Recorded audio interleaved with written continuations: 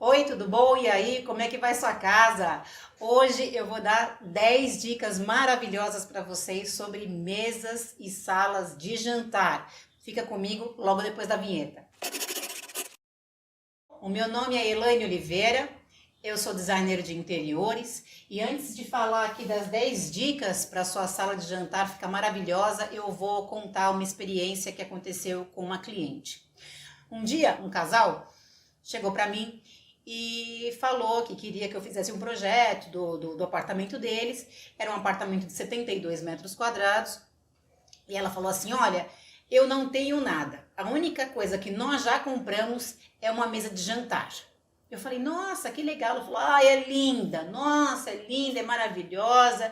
Tem uns pés de mármore e tem um tampo de vidro, é maravilhosa e não sei o quê. E ela falou assim para mim, super eufórica, né, da mesa de jantar. E aí eu falei, bacana, né? Falei assim, que tamanho é? Ela falou, tem 1,60 por 1,60. Falei, nossa, mas 1,60 por 1,60 é uma mesa de jantar enorme. E eu falei, e o apartamento era pequeno, porque eram 72 metros quadrados, divididos em 3 dormitórios, sendo um deles uma suíte. Então eram 3 quartos, 2 banheiros, uma área de serviço, uma cozinha, uma sala de estar e uma sala de jantar. E nessa sala de jantar ela queria colocar uma mesa de 1,60 m por 1,60 m. Aí eu peguei e pedi, né? Falei, deixa eu ver uma foto. E eles eram um casal super jovens, né? Eles iriam se casar naquela época. E ela devia ter por volta de uns 27 anos, super jovens. E não tinha nada a ver com eles o estilo da mesa. E aí ela pegou e me mostrou a cadeira tinha um espaldar alto, né? Bem clássica, bem... Não era o estilo deles, porque você olhando para uma pessoa, o jeito que ela age, o jeito que ela se veste, você já consegue saber, né, qual é, pelo menos na minha experiência eu consigo, então dá para saber qual é o estilo. E não era o estilo deles. Aí eu falei para ela, olha, existe a possibilidade da gente trocar essa mesa? Expliquei para ela os motivos pelo qual não ia dar, porque a gente, né, ia ficar com a circulação prejudicada. Ela falou, não, mas sabe o que é? Eu falei, quantas pessoas são na sua casa? Ela falou, vai ser eu e o meu marido. Eu falei, mas para que uma mesa de jantar de 8 lugares? Aí ela falou, é porque geralmente a gente está pensando em fazer almoço, né, quando tiver Páscoa, não sei o quê. Eu falei, mas fulana, você não pode sacrificar uma circulação para uma coisa que acontece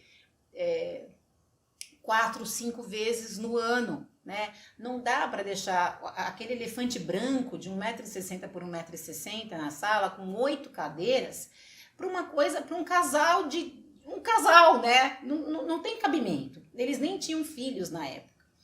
Então, o que nós fizemos?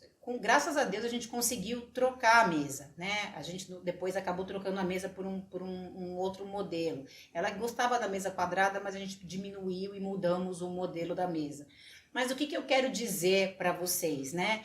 Que não basta simplesmente a gente sair e comprar a primeira mesa de jantar. A gente precisa pensar com um pouquinho mais de cuidado e ter um pouquinho mais de planejamento, tá?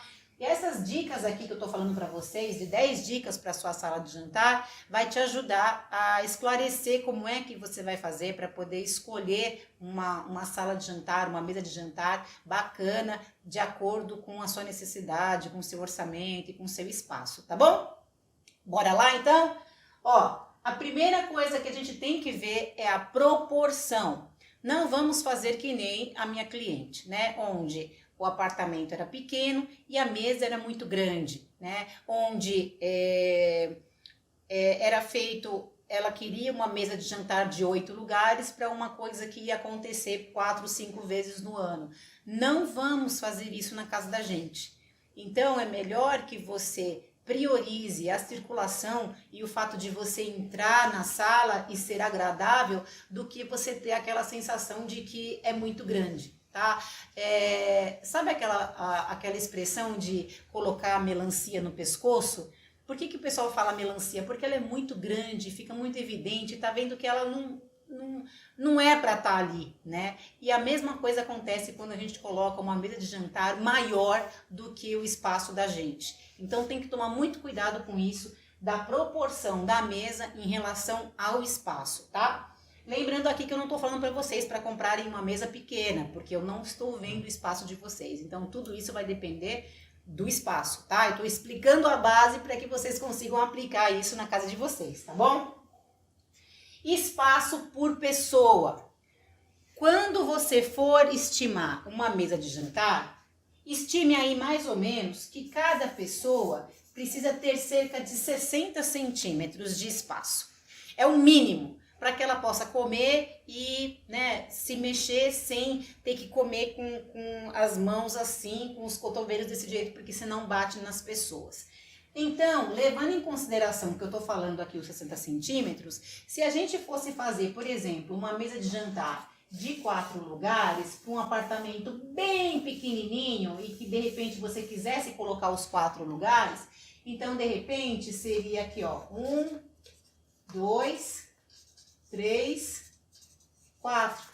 De repente ela poderia ficar encostada aqui em uma das paredes, só que aí a gente tem essa distância de 60 centímetros para cada uma, para cada pessoa. Então nós teríamos uma mesa mínima, né, de 1,20 m por 70, 80, tá? 1,20 m por 70 já é uma mesa decente, tá? Então, para 4 pessoas. Eu tô mandando no grupo do Telegram, se você ainda não faz parte, é esse endereço que tá aqui embaixo ou aqui em cima, dependendo de onde é que você tá vendo esse vídeo, tá? Então, lá eu mandei esse gráfico, né, dos tamanhos e das circulações que precisa, mínimas para uma sala de jantar. Então, se você não faz parte ainda, entra lá no Telegram. O nome do grupo lá, do canal é Decoracal Descomplicada, né? Que é o Decoração Descomplicada, que é o curso. E aí vocês podem baixar lá, tá? Você pode baixar lá tranquilamente. Então, levando em consideração que é o espaço por pessoa, você já vai saber mais ou menos qual é o tamanho da mesa que você vai precisar, certo?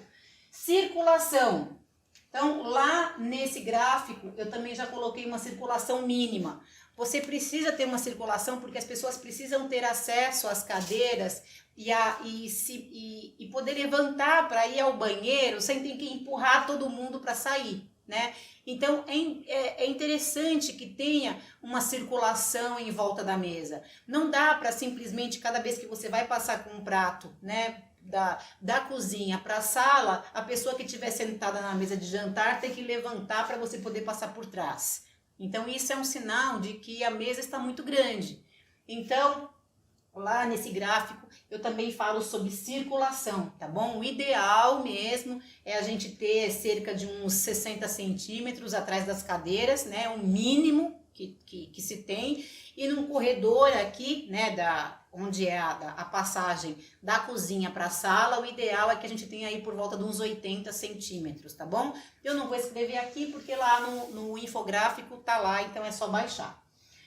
Cadeira versus mesa. Olha, eu já vi em inúmeros lugares, inclusive em alguns restaurantes, onde eu comia e tinha que suspender os ombros porque a mesa estava muito alta ou a cadeira estava muito baixa, né? Então, tem que tomar muito cuidado com isso. A proporção entre a mesa e a cadeira, essa altura aqui, ó, daqui para cá, tem que ser de 30 centímetros. Então, você precisa ter uma das duas peças primeiro, ou a cadeira, ou as cadeiras, ou a mesa. Então, se você já tiver a sua mesa, e a sua mesa tiver 75 centímetros de altura, você vai ter que procurar cadeiras que tenham 45 centímetros de altura o assento. Se você já comprou sua cadeira, e sua cadeira de repente tem 40 centímetros, ou 42, você vai ter que procurar uma mesa que tenha 70 centímetros ou 72, e assim sucessivamente. Por quê? Tem que ser sempre 30 centímetros a diferença entre a cadeira e a mesa. Fora isso, ou você come ou você fica muito baixo, né? Ou você tem que subir os ombros para poder comer. E isso é muito desconfortável. Então, é essa relação aqui entre a cadeira e a mesa, tá? Buffet. O buffet é uma peça super bacana que pode ajudar bastante você numa mesa de jantar. Para que serve um buffet?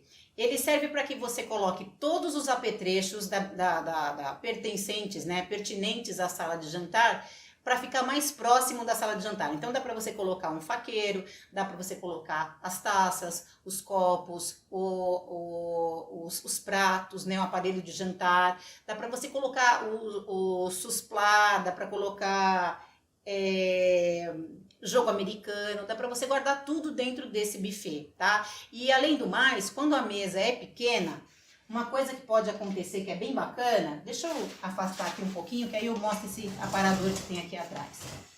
Então, vamos supor que aqui a gente tenha um jantar. Isso aqui, vamos supor que fosse um buffet, tá? Então, quando você tem todas as coisas aqui embaixo e você ainda tem esse anteparo aqui, é bacana porque você pode fazer um jantar e você pode colocar os pratos, os copos, as coisas aqui, ou de repente os pratos feitos, né? Num espaço como esse, onde as pessoas, se de repente sua mesa for pequena, as pessoas podem levantar e fazer um jantar tipo americano, né?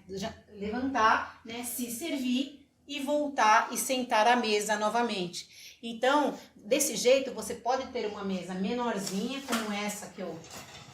Por aqui, ó. Menorzinha, como essa que eu falei aqui, e aí dá para você ter simplesmente os jogos americanos, porque não vai sobrar espaço aqui, né? Para colocar salada, pratos e tudo mais. Então, com esse buffet, além de você conseguir guardar, aliviar um pouco a cozinha, né? Tirando as coisas da cozinha, guardando esses apetrechos onde é mais perto, né? De onde você vai utilizar. Que esse é um dos princípios básicos da organização.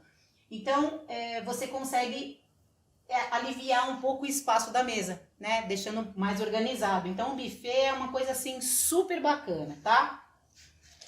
Bom, seguindo aqui, esse multiuso é para falar que às vezes a nossa mesa de jantar, num apartamento pequeno, a nossa mesa de jantar acaba servindo, por exemplo, de home office. Às vezes as pessoas trabalham em cima, sobre essa mesa. Às vezes as crianças fazem lição sobre essa mesa.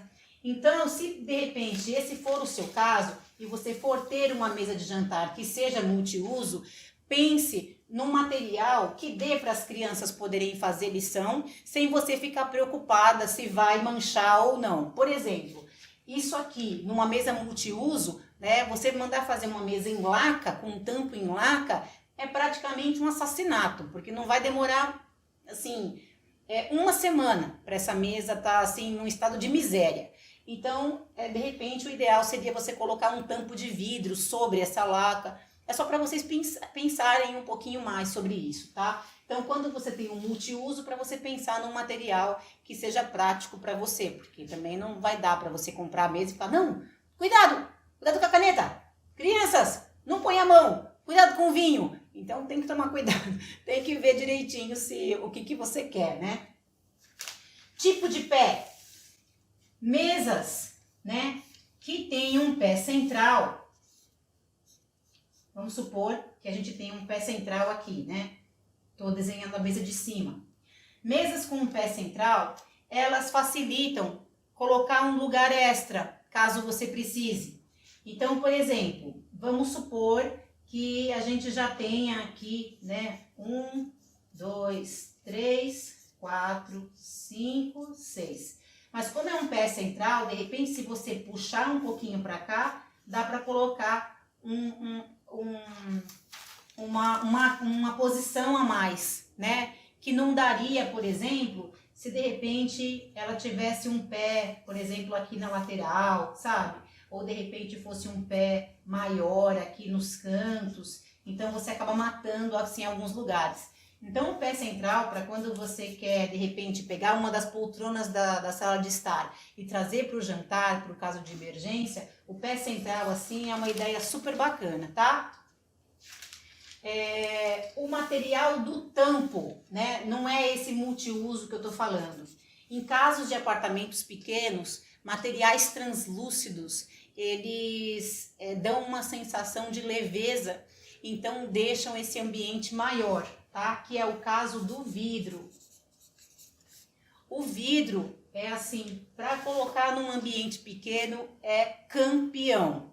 Eu fiz recentemente uma clínica de dermatologia, onde a sala era super pequenininha, tinha 2,80 por 2,30, se eu não me engano, e aí eu utilizei um tampo de vidro para fazer a mesa de escritório dela, e assim, e dá uma sensação super gostosa, parece que não tem nada na sala, sabe? Porque não tem esse impacto visual, o vidro.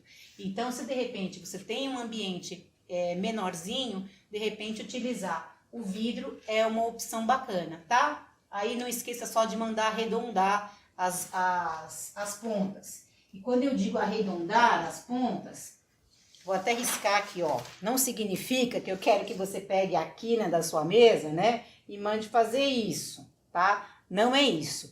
Arredondar as pontas é simplesmente mandar cortar a bordinha aqui, tá? Não precisa fazer esse arredondado aqui não, porque senão a mesa fica feia.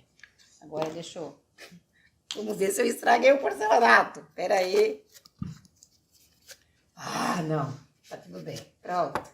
Então tá. Só para vocês verem como é que faz para arredondar as pontinhas, tá? E seguindo aqui, ó.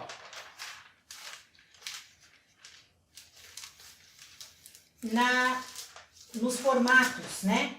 O que é melhor? Uma mesa redonda ou uma mesa quadrada ou retangular? Também vai depender do uso. A mesa redonda, como não tem ninguém, não existe cabeceira, né? Então parece que é uma mesa que não tem hierarquia, né? Todos estão juntos, todos estão na mesma posição, né? Uma mesa redonda, então quem tá aqui tem a mesma distância para quem tá aqui e assim sucessivamente. Então uma mesa redonda, ela promove um social maior do que uma mesa retangular, onde tem as duas pessoas que estão nas cabeceiras, que teoricamente a gente julga que são mais importantes, e elas estão mais longe uma da outra. Então a mesa redonda, para quem quer um visual assim mais despojado, mais descolado, né, mais amigos, vem, entra aqui, não, vamos comer alguma coisa, não sei o quê. Então a mesa redonda ela é melhor, tá? Para isso. E o 10, o que é essa mesa dobrável? Às vezes você não tem espaço na sua casa e você num dia especial como uma Páscoa, um Natal, você não gostaria de ter parte da sua família comendo à mesa e ter outros comendo com um prato à mão, né, na mão, no sofá. Então, o ideal seria que você tivesse uma mesa dobrável, tá? Uma mesa dobrável, daquelas que você consegue dobrar e colocar num cantinho lá na sua área de serviço, é uma boa, só precisa ver se ela tem a mesma altura, tá? Se de repente, depois que você, né, colocar a mesa dobrável aqui, se ela fica na mesma altura da sua mesa de jantar original. Porque aí você pode comprar uma toalha maior e tudo mais, e aí ela acaba servindo de apoio, e você consegue colocar mais 3 lugares ali, por exemplo, tá? Então é um jeito de você poder acomodar todo mundo e de não ter a sua circulação prejudicada, né? Por conta desses eventos que acontecem tão esporadicamente. Então, de repente, essa mesinha dobrável acaba servindo como uma mesa auxiliar e é muito bom. Ou então você pode fazer todo o seu jantar aqui, se de repente você não tiver um buffet, e você pode utilizar essa mesa auxiliar para poder colocar os pratos, né? Colocar a salada, para não entulhar a mesa com um monte de coisa, tá bom? Essas foram as 10 dicas para você. Foi rapidinho, né? Mas são 10 dicas bem bacanas para você poder ter uma sala de jantar mais compatível, né, com o teu espaço, mais agradável, né, que tem mais espaço, mais espaçosa, né, mais light, mais clean, e é muito bom, tá bom? Não esqueça de colocar a sua presença no dia de hoje, assinando o joinha, botando o joinha aí, tá bom? Ah, outra coisa, o Telegram tá? Que tá o endereço aqui embaixo. Se vocês quiserem baixar esse infográfico que eu fiz aqui, é lá do curso, mas eu tô disponibilizando lá no Telegram. É só entrar lá e baixar, tá? Beijão, até o próximo vídeo.